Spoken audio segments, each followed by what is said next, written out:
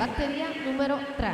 In corsia 1 Marco Tampieri, alla 2 Matteo Monerotto, in 3 Mattia Breda, alla 4 Francesco De Bacco, in 5 Igor Dolic, alla 6 Tazze di Filippo, alla 7 Lapo Traversi, in 8 Nicolò Russo.